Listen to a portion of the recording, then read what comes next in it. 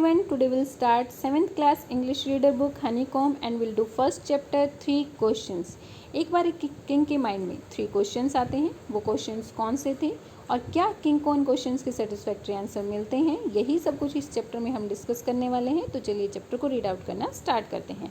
The thought came to a certain king that he would never fail if he knew 3 things. एक बार एक राजा के mind में एक विचार आया कि अगर उसको इन 3 चीज़ों के बारे में पता होगा तो वो कभी फेल नहीं होगा. These 3 things were, और ये 3 चीज़ें थी. What is the right time to begin something, किसी चीज़ को स्टार्ट करने का सही समय कौन सा है. Which people should he listen to, उसे किन लोगों को सुनना चाहिए, मीन्स उसके लिए कौन से लोग इंपॉर्टेंट हैं.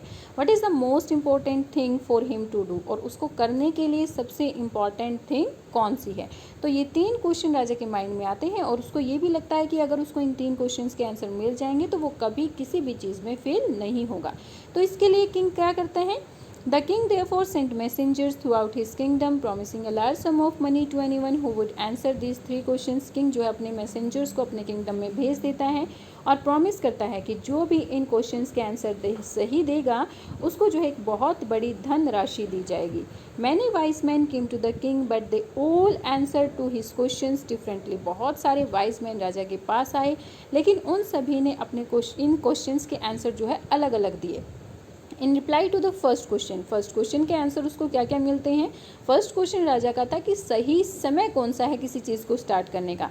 तो उसके लिए राजा को कौन कौन से आंसर मिलते हैं. Some said that the king must prepare a time table and then follow it strictly. कुछ लोग कहते हैं कि राजा को टाइम टेबल प्रिपेयर करना चाहिए और उसको जो है स्ट्रिक्टली फॉलो करना चाहिए. Only in this way they said could he do everything at its proper time. और उन्होंने कहा कि सिर्फ और सिर्फ इसी तरीके से राजा जो है हर एक चीज़ को अपने प्रॉपर टाइम पर कर सकता है. Others said that it was impossible to decide in advance the right time for doing something. दूसरों ने कहा कि कई बार चीज़ें करने के लिए ये पॉसिबल ही नहीं हो पाता कि उसका एडवांस में टाइम जो है डिसाइड कर लिया जाए. The king should notice all that was going on. उन्होंने कहा कि राजा को हर एक चीज़ को नोटिस करना चाहिए जो भी चल रहा है. अवॉइड फुलिश प्लेजर्स, और जो ये फुलिश बेवकूफ़ी वाले प्लेजर्स होते हैं, खुशियाँ होती हैं, उसको अवॉइड कर देना चाहिए. And always do what ever SIM necessary at that time, और वही करना चाहिए जो उस टाइम पर सही हो और ज़रूरी हो. Okay. Yet others said that the king needed a council of wise men who would help him act at the proper time. और दूसरों ने कहा कि राजा को जो है वाइज मैन, बुद्धिमान लोगों की एक काउंसिल की ज़रूरत है जो उसे हर बार जो है राइट टाइम पर काम करने के लिए हेल्प कर सकें. दिस वॉज बिकॉज, ऐसा इसलिए उन्होंने ऐसा इसलिए कहा कि उनका मानना था कि कई बार एक अकेला पर्सन जो है करेक्ट डिसीजन लेने में सही नहीं हो पाता है, उसे दूसरों की हेल्प लेनी पड़ती है ये डिसाइड करने के लिए कि उसके लिए सही टाइम कौन सा है. ओके. सो इसीलिए इन लोगों ने कहा कि राजा को वाइज लोगों की काउंसिल रखनी चाहिए. But then others said that there were some things which could be urgent. लेकिन इसके उस पर भी कुछ लोगों ने कहा कि कई चीज़ें तो बहुत ज़्यादा ज़रूरी होती हैं. These things could not wait for the decision of the council, और ये चीज़ें जो हैं काउंसिल के डिसीजन का वेट नहीं कर सकती हैं. In order to decide the right time for doing something it is necessary to look in to the future. उन्होंने कहा कि ये डिसाइड करने के लिए कि सही समय कौन सा है, राजा को फ्यूचर के बारे में यानी कि भविष्य के बारे में पता होना चाहिए कि भाई राजा के साथ क्या क्या होने वाला है. And only magicians could do that, और सिर्फ मैजिशियंस ही ऐसा कर सकते थे. The king therefore would have to go to the magician, और इसीलिए राजा को जो है जादूगरों के पास जाना चाहिए. In their answers to the second question के आंसर उसको क्या मिलते हैं कि भाई सेकेंड क्वेश्चन राजा का था कि उसके लिए कौन से लोग इंपॉर्टेंट हैं. Some said that the people most necessary to the king were his counsellors. कुछ लोगों ने कहा कि राजा के लिए सबसे इम्पॉर्टेंट लोग हैं उसके काउंसलर्स कौन होते हैं. मेंबर्स ऑफ द काउंसिल में, उसके काउंसिल में, उसके कोर्ट में काम करने वाले जो लोग हैं. कुछ लोगों ने कहा कि उसके कोर्ट में काम करने वाले जो लोग हैं वही इसके लिए इम्पॉर्टेंट हैं. अदर सेड द प्रीस्ट, कुछ ने कहा कि पुजारी उसके लिए इम्पॉर्टेंट है. A few said choose the doctor, कुछ ने जो है डॉक्टर्स को चूज़ किया कि भाई डॉक्टर उसके लिए इम्पॉर्टेंट है. And yet others said that his soldiers were the most necessary, और दूसरों ने कहा कि उसके सोल्जर्स उसके लिए सबसे ज़्यादा इम्पॉर्टेंट हैं. To the third question some said science, और थर्ड क्वेश्चन कि उसको जो है सबसे ज़रूरी चीज़ कौन सी है जो करनी चाहिए। इस क्वेश्चन के आंसर उसको मिले। कुछ लोगों ने कहा कि साइंस, कि भाई विज्ञान राजा के लिए ज़रूरी है, उसको नए नए आविष्कार करते रहना चाहिए, नई नई टेक्नोलॉजीज़ को जो है डेवलप करते रहना चाहिए। Other choose fighting and yet other religious worship, और कुछ ने कहा कि फाइटिंग, लड़ाई राजा के लिए बहुत ज़रूरी है, और कुछ ने कहा कि राजा के लिए धार्मिक पूजा बहुत ज़रूरी है। सो राजा को जो है अपने तीनों ही क्वेश्चंस का एक भी आंसर सेटिस्फैक्टरी नहीं मिला। उसको जो है अलग अलग आंसर्स मिल रहे थे और राजा समझ नहीं पा रहा था कि अब इनमें से किसको वो चूज़ करे।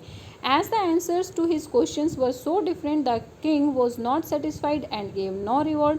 क्योंकि उसके क्वेश्चंस के आंसर्स जो है अलग अलग थे, इसीलिए किंग सेटिस्फाइड नहीं हुआ और इसलिए उसने किसी को भी कोई रिवॉर्ड नहीं दिया। Instead, he decided to seek the advice of a certain hermit who was widely known for his wisdom. और इसके बजाय उसने डिसाइड किया कि वो जो है उस साधु के पास जाएगा जो अपनी बुद्धिमत्ता के लिए वेल नोन है, यानी कि सभी लोग उसको उसकी बुद्धिमत्ता के लिए जानते हैं। The hermit lived in a would which he never left. Hermit जो है एक जंगल में रहता था जिसको उसने कभी नहीं छोड़ा था। He saw no one but simple people. वो किसी से नहीं मिलता था, सिर्फ और सिर्फ सिंपल लोगों से मिलता था। And so the king put on ordinary clothes. और इसीलिए राजा ने जो है सिंपल लोगों के द्वारा पहनने वाले जो क्लॉथ्स होते हैं उन्हीं को पहना। Before he reached the hermit's hut, the king left his horse with his bodyguard and went on alone. और हर्मिट की हट, साधु की झोपड़ी पर पहुंचने से पहले किंग ने अपने घोड़े को अपने बॉडीगार्ड के पास छोड़ा और वो जो है अकेला ही चला गया। As the king came near the hermit's hut, he saw the hermit digging the ground in front of his hut. जैसे ही राजा जो है हर्मिट की हट के पास, उसकी झोपड़ी के पास पहुंचा तो उसने देखा कि साधु जो है अपनी झोपड़ी के सामने वाला जो ग्राउंड है उसको खोद रहा है। ही greeted the king and continued digging. उसने किंग को ग्रीट किया, नमस्कार किया और फिर से जो है खोदना शुरू कर दिया। The hermit was old and weak and he was worked, he breathe heavily. Hermit जो है बूढ़ा था, कमज़ोर था और क्योंकि वो काम कर रहा था इसीलिए ज़ोर ज़ोर से सांस ले रहा था, मीन्स हाँफ रहा था। The king went up to the hermit and said. King जो है हर्मिट के पास गया और कहा, I have come to you wise hermit to ask you to answer 3 questions. उसने कहा कि हे वाइज हर्मिट, हे बुद्धिमान हर्मिट, मैं तुम्हारे पास जो है अपने 3 क्वेश्चंस के आंसर्स को जानने के लिए आया हूँ। फिर उसके बाद राजा जो है अपने 3 क्वेश्चंस बताता है। वो कहता है कि उसके लिए राइट टाइम कौन सा है, उसके लिए राइट लोग कौन से हैं और उसके लिए राइट चीज़ें कौन सी हैं जो उसे करनी चाहिए। तो the hermit listen to the king. Hermit जो है किंग को सुनता है but he did not speak, लेकिन वो कुछ भी नहीं बोलता है। ही वेंट ऑन डिगिंग, और दोबारा से खोदना शुरू कर देता है। You are tired said the king, let me take the spade and work in your place. राजा कहता है कि आप थक गए हैं, मुझे अपनी स्पेड दीजिए। स्पेड जो है एक टाइप का इक्विपमेंट, एक टूल होता है जिसको ग्राउंड को डिग करने के लिए यूज़ किया जाता है। ओके, सो राजा कहते हैं कि मुझे अपनी स्पेड दीजिए और मैं अब आपकी जगह पर काम करूंगा। Thanks said the hermit, giving the king his spade, then he sat down on the ground. Hermit ने जो है अपनी स्पेड किंग को देते हुए थैंक्स बोला और फिर वो जो है ग्राउंड के ऊपर जाकर बैठ गया, मीन्स ज़मीन पर बैठ गया था। When the king had dug 2 beds he stopped and repeated his questions. जब किंग ने 2 बेड्स 2 क्यारियों को खोद लिया था तो वो जो है अपना काम बंद करता है और फिर से अपने क्वेश्चंस को रिपीट करता है। Beds mean small patches of ground for plants. Plants उगाने के लिए ग्राउंड के जो छोटे छोटे टुकड़े कर दिए जाते हैं उन्हें बेड्स कहा जाता है, क्यारी। Okay, The hermit gave no answer but stood up, stretching out his hand for the spade and said, now you rest, let me work. Hermit जो है कोई आंसर नहीं देता है लेकिन खड़ा हो जाता है, अपना हाथ जो है स्पेड की तरफ बढ़ाता है और कहता है कि अब तुम रेस्ट करो और मुझे काम करने दो। But the king did not give him the spade and continue to dig. लेकिन राजा ने उसको वो जो स्पेड थी वो नहीं दी और कंटिन्यू टू डिग और खोदता रहा।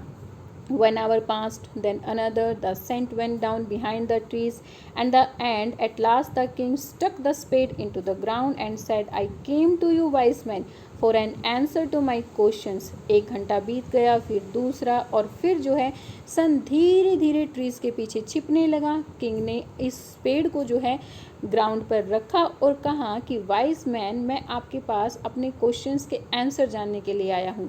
If you can give me no answer tell me so and I will return home. अगर आप मुझे मेरे क्वेश्चंस के आंसर नहीं दे सकते हैं तो मुझे बता दीजिए, मैं घर वापस चला जाऊँगा। Here comes someone running said the hermit. Hermit कहता है कि कोई दौड़ता हुआ आ रहा है।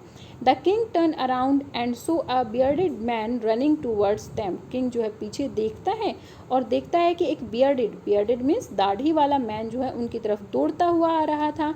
His hands were pressed against his stomach. उसके हैंड्स जो है उसके स्टमक के ऊपर रखे हुए थे, मीन्स उसने अपने हाथों से अपने स्टमक को प्रेस किया हुआ था। From which blood was flowing, जिसकी जहाँ से ब्लड खून बह रहा था। When he reached the king, he fainted and fell to the ground. जब वो राजा के पास पहुंचा वो बेहोश हो गया और ग्राउंड पर गिर गया।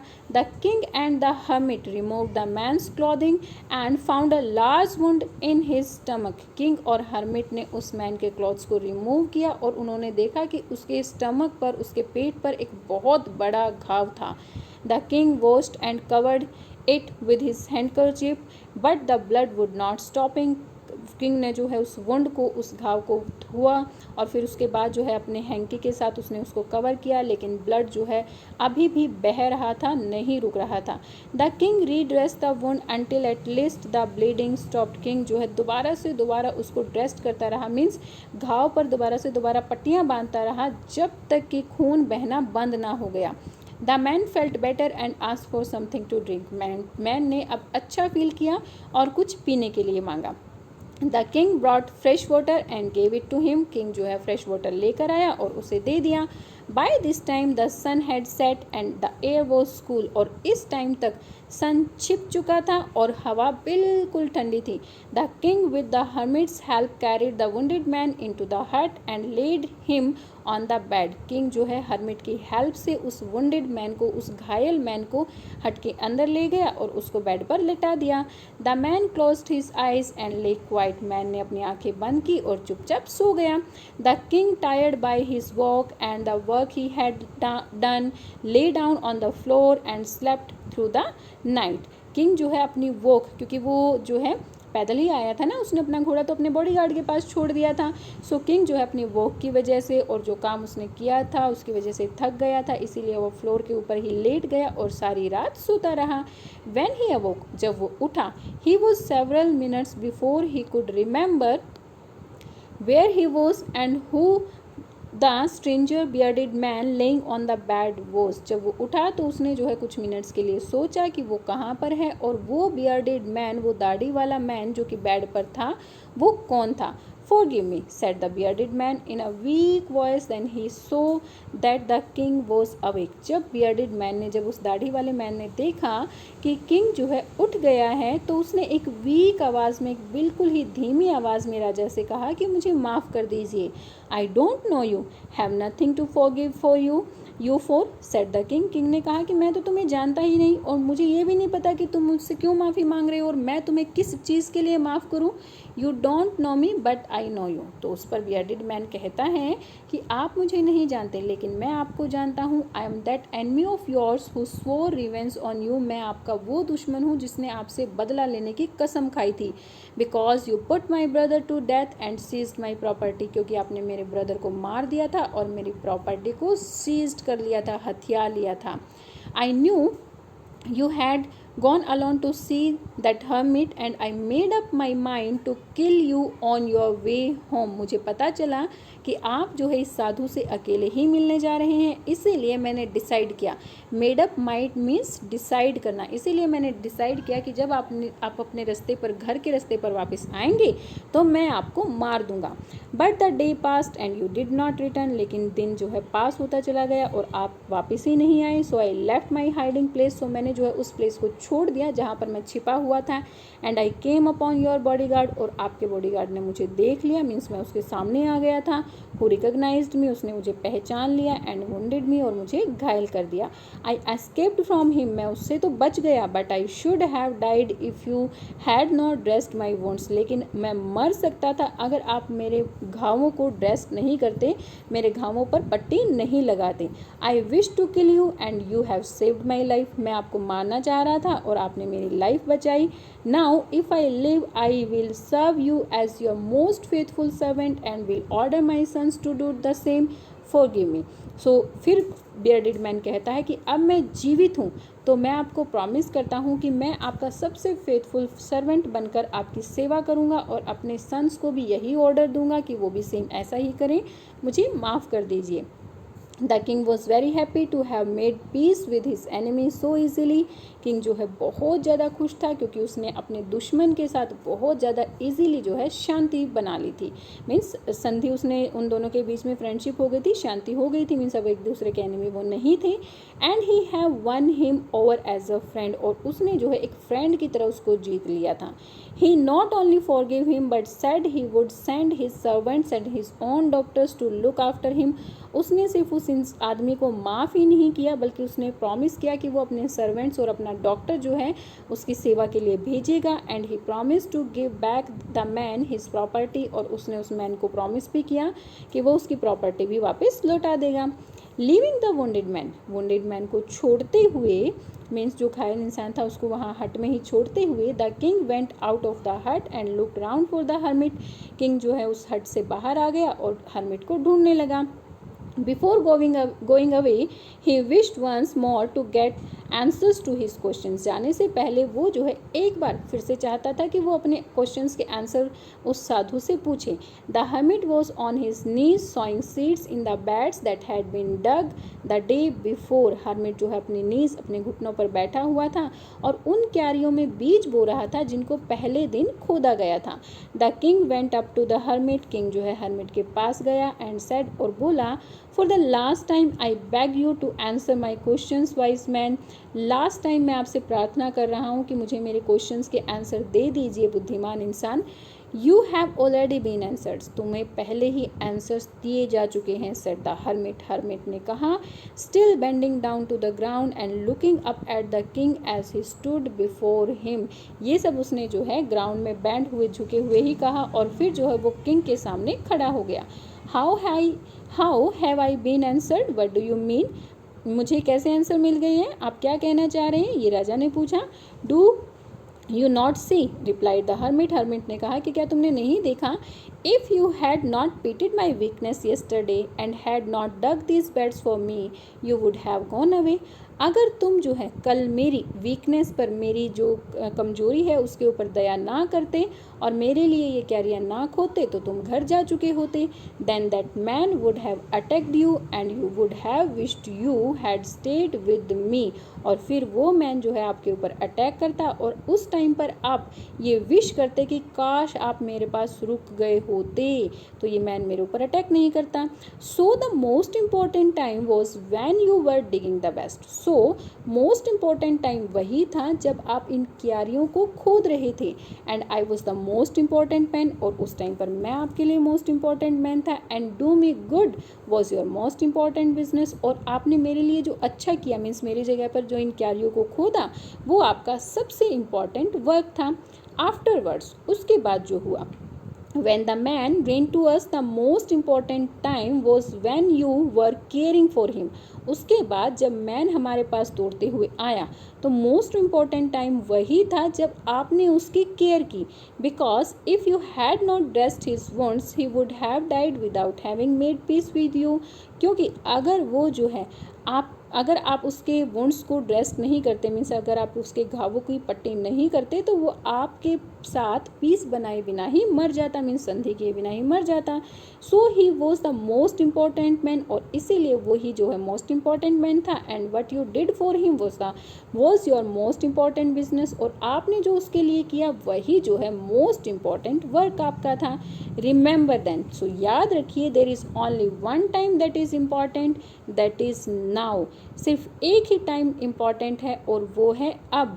It is the most important time because it is the only time we have and power to act. यही सबसे इम्पॉर्टेंट टाइम है क्योंकि इसी टाइम पर हमारे पास वो पावर होती है जिस पावर के साथ हम कुछ भी कर सकते हैं। मीन्स प्रेजेंट टाइम में जो अब जो टाइम है उस टाइम पर हम कुछ भी कर सकते हैं। पास्ट बीत चुका है, उसको हम वापस नहीं ला सकते हैं अपने एक्शंस को दोबारा करने के लिए। फ्यूचर में हम जा नहीं सकते हैं और हमें पता भी नहीं कि फ्यूचर में क्या होने वाला है।